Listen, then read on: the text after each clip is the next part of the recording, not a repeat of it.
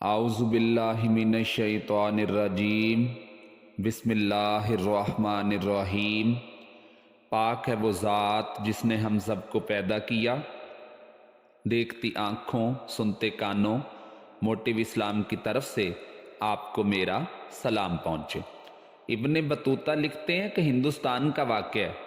ہندوستان میں ایک دریا تھا، اس کے کنارے ایک ایسا واقعہ پیش آیا کہ اس واقعے کو دیکھتے ہوئے کئی ہندو مسلمان ہو گئے۔ ابن بطوطہ کہتے ہیں کہ سال کی جو آخری تاریخ ہوتی ہے نا، آپ یوں سمجھ لیں کہ 29 ذی الحج، تو اس دریا کے کنارے ایک بت خانہ ہے۔ اس بت خانے میں ایک شیطان آتا ہے اور وہ شیطان آ کے اس بت خانے پہ قبضہ کرتا ہے، اور یوں سمجھا جاتا ہے کہ اس بت خانے میں ایک کنواری لڑکی نہ بٹھائی جائے تو اس آنے والے شیطان نے ابھی تو ایک بت خانے پہ قبضہ کیا ہے، تو بعد میں وہ اسی طریقے سے پورے ملک پہ قبضہ کر لے گا اور سب کو مار ڈالے گا۔ تو وہ لکھتے ہیں کہ اس شیطان سے دور رہنے کے لیے ایک لڑکی اس بت خانے میں بٹھائی جائے گی، ساری رات اس کنواری لڑکی کی بلی چڑھائی جائے گی۔ ساری رات لڑکی بت خانے میں ہوتی تھی اور صبح جب لینے جاتے تھے تو وہ لڑکی مری ہوتی تھی۔ شیطان آیا ہے تو یہ جو کنواری لڑکی ہم لے کے جا رہے ہیں، ہم نے اس شیطان کو دینی ہے، تب جا کے ہماری اس شیطان سے جان چھٹے گی۔ میں تو خود اکثر کہتا ہوں، ہمارے دروازے پہ جو بھیک لینے آتا ہے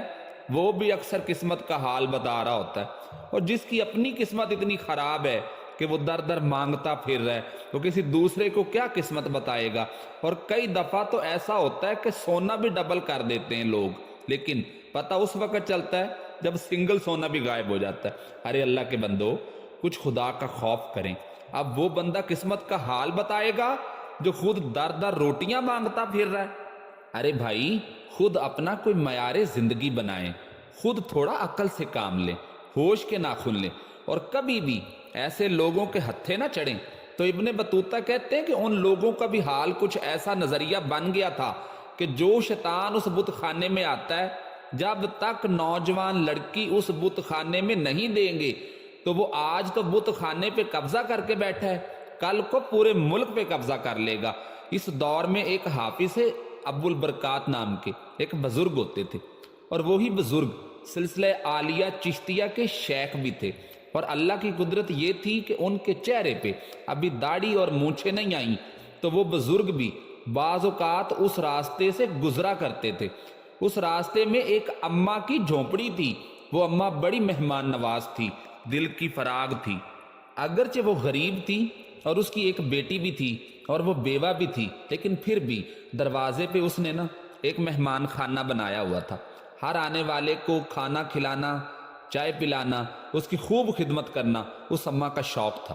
اس کا ایک دن ایسا ہوا کہ حافظ صاحب دن کے وقت وہاں آئے تو اماں بڑی رو رہی تھی،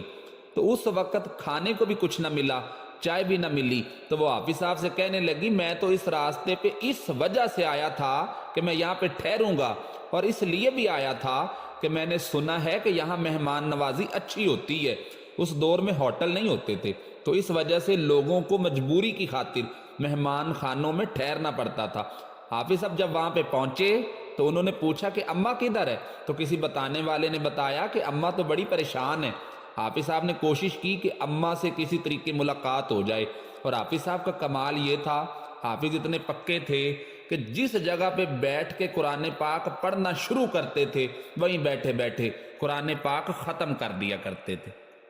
اتنی پکی منزل کے حافظ تھے۔ تو حافظ ابو البرکات صاحب وہاں بیٹھے، اور وہ خود بھی بزرگ تھے حافظ ابو البرکات صاحب،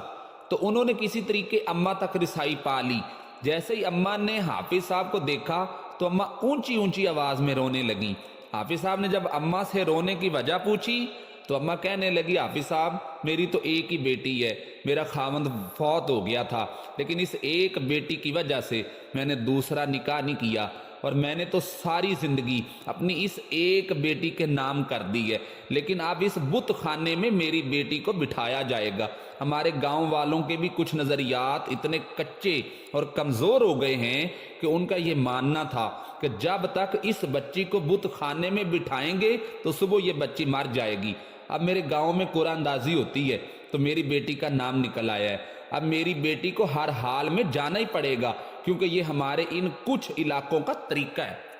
حافظ جی کہنے لگے اماں تو اس طرح کر، میں ان لوگوں کو سمجھاتا ہوں کہ یہ غلط ہے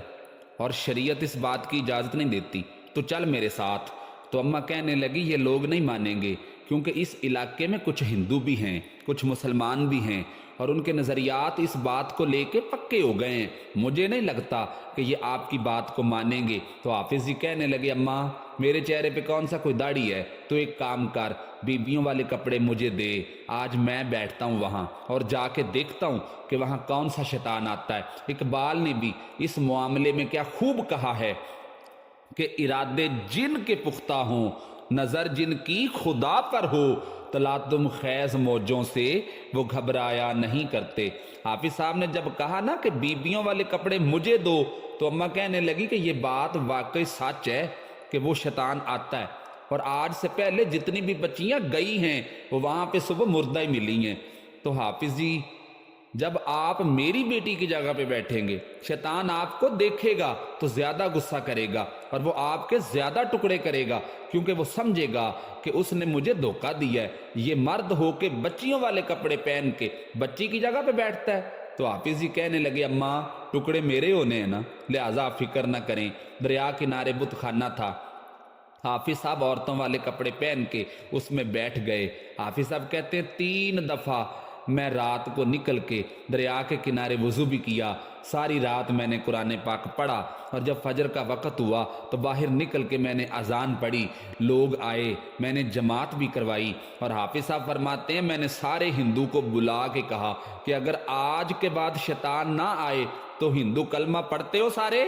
جب ہندوؤں نے کہا نا کہ ہم بالکل کلمہ پڑھتے ہیں، تو حافظ صاحب کہنے لگے چلو ٹھیک ہے پھر پڑھو کلمہ، کیونکہ رات میں گیا تھا اس بت خانے میں اور میں نے ساری رات وہاں پہ اللہ کا قرآن پڑھا ہے، میں ساری رات وہاں پہ رہا ہوں، اور میں صرف جھونپڑی میں نہیں رہا بلکہ میں نے دریا کے کنارے آ کے وضو بھی کیا ہے، لیکن وہاں پہ کوئی شیطان نہیں آیا۔ اب لوگ کہنے لگے حافظ جی بات تو آپ کی ٹھیک ہے، لیکن آپ یہ بتائیں پھر وہ بی بی کیسے مر جاتی ہے جس کو ہم رات کو بٹھاتے تھے، سویرے تو وہ مردہ ملتی تھی، تو پھر اس کو کون مارتا تھا؟ حافظ جی فرمانے لگے کہ شیطان وسوسہ ضرور دیتا ہے لیکن زندگی موت شیطان کے ہاتھ میں نہیں ہے۔ تو اس موقع پہ حافظ جی نے ایک بہت بڑی بات سمجھائی کہ جس بندے کو پتا ہو نا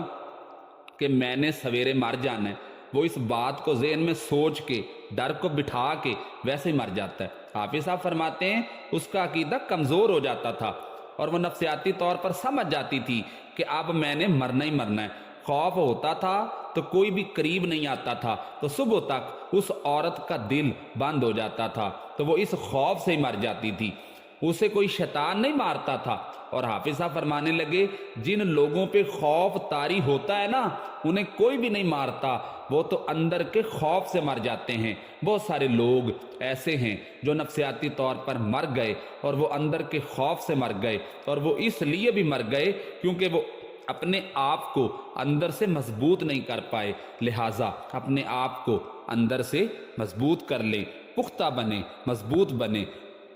اور ڈٹ کر زندگی میں آنے والے طوفانوں کا مقابلہ کریں۔ امید ہے آپ کو یہ ویڈیو پسند آئی ہوگی۔ ہمارے چینل کو لائک اور سبسکرائب کریں اور اس کے ساتھ لگے بیل کے بٹن کو دبائیں۔ سانسوں نے وفا کی، تو ملیں گے ایک نئی ویڈیو کے ساتھ، تب تک کے لیے اللہ حافظ۔